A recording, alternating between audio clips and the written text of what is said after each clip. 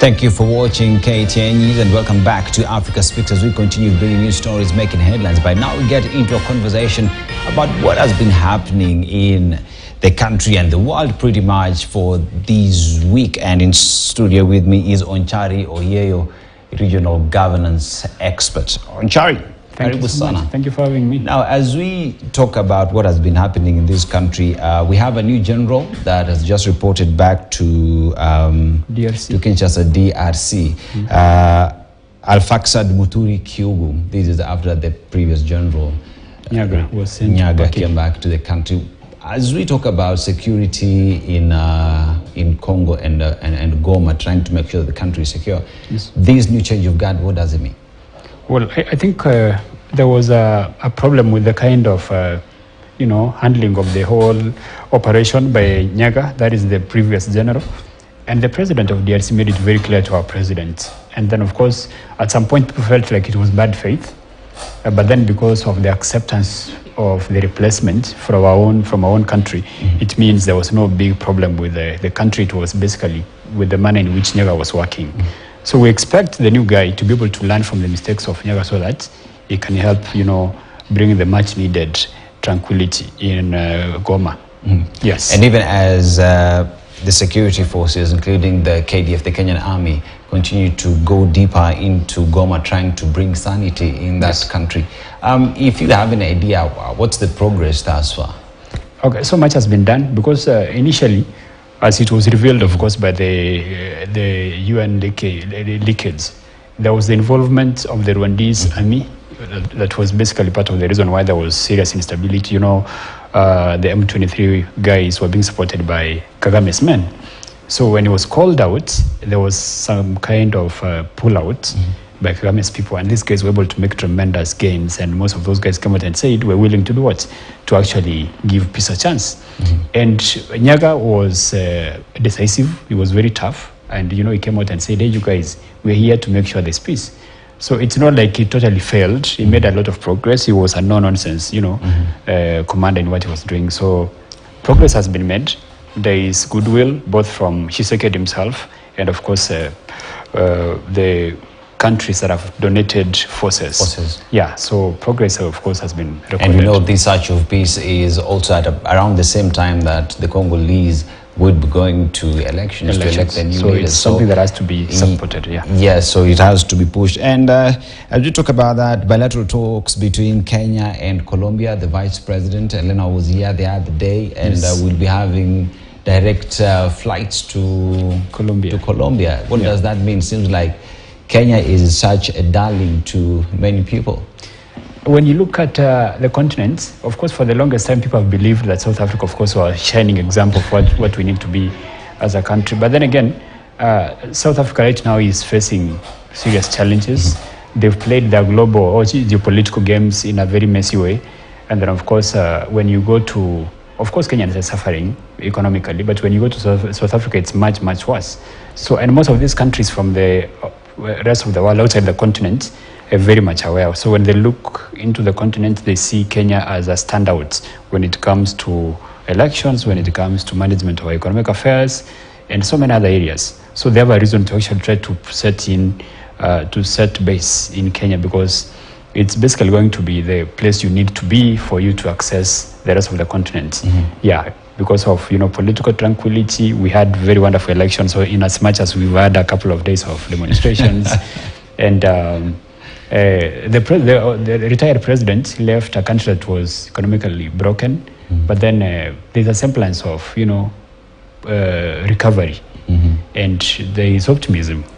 So the rest of the world is happy with where we are as a people, in as much as we keep on complaining, and complaining is okay. It can always get better. But do you think that Kenyans have a right to ask questions with regard to the new finance bill? They have to. I mean, questioning the government, questioning the spending bill, questioning the budgets, that is a right of every Kenyan, including myself and you. If we see, for example, a levy or tax we are not comfortable with, we just have to come out and raise the issue. So that is part of democracy. It's part of our rights as citizens to question the operations, the actions, the motivations of our government. And we have a right to actually get answers from our government. If it's maybe a new tax we are not comfortable with, they have to explain to us like babies as to why we need to pay. These are it's our money. So they have to tell us why they should take our money from our pockets and spend it somewhere. So that is okay. All the questions about, for example, the new housing levy and all that, those questions are legitimate. And I was impressed by the way in which the president came out and tried to explain, in as much as the answer might not have been satisfactory to so many Kenyans, but he tried to explain that. And on the same subject, the Prime Minister to Singapore was in the country as well. Prime Minister Loong was in the country, and they touched about what Singapore also did to make sure that Singapore citizens have affordable housing, and how just important was it for or convenient for the Singapore Prime Minister to be here to say what they did and what Kenya also must do to in terms of the president laying out his case on the levy. Actually, that was, I don't think it was coincidental, but then again, when you look at the facts regarding what happened in Singapore, it's basically the same.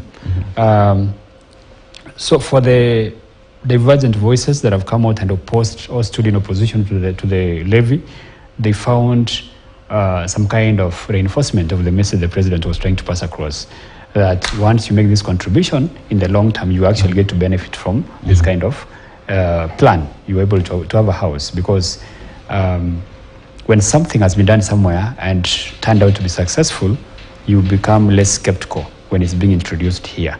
And it's about not being able to reinvent the wheel. It's been done somewhere, it succeeded, we just have to do it here. So the biggest challenge we have, just like we've had with NSSF and other funds, is corruption. Money is contributed, it's set aside for a particular function, but then when the government is broke, they stretch their long fingers and they scoop from that. So they just have to guard against that, so that in the short term, Kenyans begin seeing the fruits of that fund. Yeah, so I think the statement or the revelation from the Singaporean Prime Minister was a reinforcement of what is being done here. And it's a brilliant idea. We just have to make sure the management of the fund is transparent, and the contribution from the government has to be there, because that is the seed money that is supposed to be used now to begin the process of affordable housing. And you've brought the issue of corruption, and this week we've seen the president speak his mind so decisively on that. What message is the president telling his cabinet to start with, and Kenyans in general? There was a lot of noise, you know, during the campaigns. This guy was being painted as the Lord of Corruption. And but the reality is, we knew where corruption was during elections, especially from the time of BBI. Money was being dished out to some groups, or go and popularize this bill and stuff like that. That is Kenyans' money. And fortunately for him, he was elected. And what he has been able to do over the last few days has painted him actually as the best president when it comes to dealing with corruption. It's not about coming out and explaining. It's about action. So there is a permanent principal secretary who was implicated in some scandal. It's not about, oh, you being warned or stuff like that. No, she was shown the door. And all those guys under her who are also involved in that shady deal or whatever, you know, they also shown the door. It's not an issue of, oh, you're being warned or you're being suspended. No, they were told, now step aside. So that is the kind of, in fact, what he needs to do, the best gift he can give Kenyans is to establish the culture of shame. Once you've been implicated somewhere, whether it's been confirmed or not, you step aside. We need to have that culture. You step aside, investigations are carried out. If you cleared, you can come back. But if not, if you implicated and there are facts to prove that you are part of that kind of scam, you are arrested. Yeah, and like that, you know, we'll have that, will change Kenya. So what he has done is wonderful. I think he has proven his critics wrong, that you cannot fight corruption. And we'd like to see more of that happening. So from now, KEMSA, we are now focusing on the sugar contamination, which disappeared from a go down in Thika. Yeah, those guys have to be also exposed and asked to step aside. Yeah, we will be keeping tabs on that. Yeah. Then let's talk about the security situation in our country, especially in North Rift. And we know the Interior CS Kithure Kindiki today is in North Rift trying to make sure that sanity gets back there, kids go back to school, people are able to continue with their business. So far, how has the government handled the insecurity in I've been keeping a close check on what's been going on, and the biggest gift the president gave himself is to appoint Kindiki as the CS for Interior. The guy is very methodical, he's very committed, and he's very sober. So since he got to the North Rift, he has done a wonderful job And, you know, at some point in the previous administrations, we could be given theatrics like, oh, you know, 250 or whatever, you know, this number of guns was recovered, which was all fake. So when Kindiki tells you we've recovered 1,000 guns from bandits, it's true. Well, so you can see stuff happening. You can see peace coming back. You can see kids going back to school, and it's there. He's on the ground, so he reports from the ground. But it's still in the same when Kindiki is visiting these areas, just a few kilometers away, it's being attacked. And it's not being covered. It's not being covered. You know, the truth is revealed, and it shows you that this case is about working, not about sending a message that is not there. When the CS for Interior is here, and then maybe let's say 1 kilometer away there is an attack, and then the message, the media is given, you know, access to all that. It shows you the risk that normal citizens are experiencing, and the CS being there means he's not scared of. He does not want to handle the issue from Nairobi. He's on the ground. He's facing what everyday Kenyans are doing. Facing, and he's not scared of doing that. He's actually on the ground, and that is how you get to experience the lives of Kenyans every single day, and then you have to take the action you need to take as a government to solve the problem. And just not far off the Kenya-Somalia border, we remember the Cabinet Secretary for Interior, Cabinet Secretary for Defense, and their counterparts from Somalia had a meeting, and they agreed on a phased-out approach of reopening the borders. What does this mean for businesses between Kenya and Somalia, and also just movement of people along the borders? Also, with regards to security, because, you know, the border was closed due to insecurity.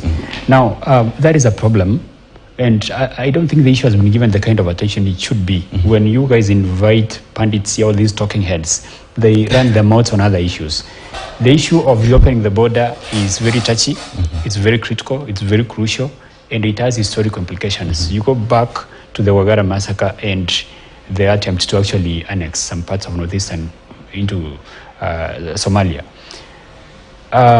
You remember the sad case of 148 campus kids being butchered by terrorists. Okay, those kids came back in coffins and they were taken to various parts of the country for burial.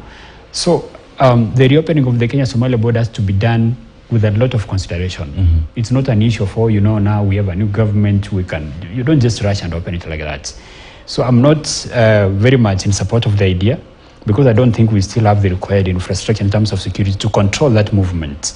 Somalia has to be stable in itself. It should be able to control Al-Shabaab in order for this border to be reopened.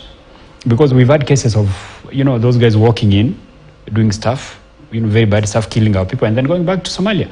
No, if we open it, do we have the required security infrastructure to make sure people are screened? No. Sometimes those guys just walk in and go to Isli, and they get involved in all this insecurity, you know. But you have to give it to the Somalia government, because they've also been dealing with Al-Shabaab back home. They've recorded lots of progress with securing their country with the help of intelligence support from the United States government, the US Army, also the Kenyan government. You know that AMISOM is still there. So I think the fact that is it that due to progresses being felt at home, and also in collaboration with the relevant agencies, remember it is the Defense CS, it is the Interior CS, they see that the threat has in some way been handled, or is it a question of communication that we don't have that information yet?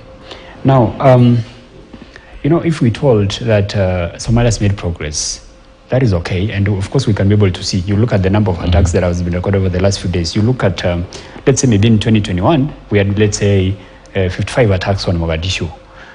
Moved to 2022, let's say the number went down to 30 or 35. Now 2023, from maybe January all the way to May, there have been like 2 of them. So that is obviously evidence of what? A decline in the number of attacks and a weakening of the militias or the terrorists. But then, to what level are we supposed to reopen the border based on the results we are seeing? Yes. And are we going to be, you know, as we expect the foreigners to always provide us with intelligence on what's happening, then we take action, those foreigners might not be there forever. So it has to get to a point where Somalia itself has, number one, a very transparent government which does not have apologists and sympathizers of terrorists, you know, being able to run the government in a way that they can share intel with us. Because we've had cases of guys in government in Somalia actually sympathizing with Al-Shabaab. So in which case, that same government can have elements who can actually undermine not just the security of Somalia, but security of Kenya as well. So Kenya has shed so much blood to terrorists. If you remember what happened in Westgate. Yes. Okay, it's so fresh and so annoying that we shouldn't rush to reopen out the border. It's not a case of political posturing and sending messages. No, it is serious. I'd like our government to deal with security the way the Americans deal with the security. Yes. All right. And yes, indeed, Oncharo Oyeyo, regional governance expert, just giving a sense of what is happening. Definitely the conversation will continue. Now, Somaliland and Somalia had united to form the Somali Republic that failed and led to years of civil war. Now, this year,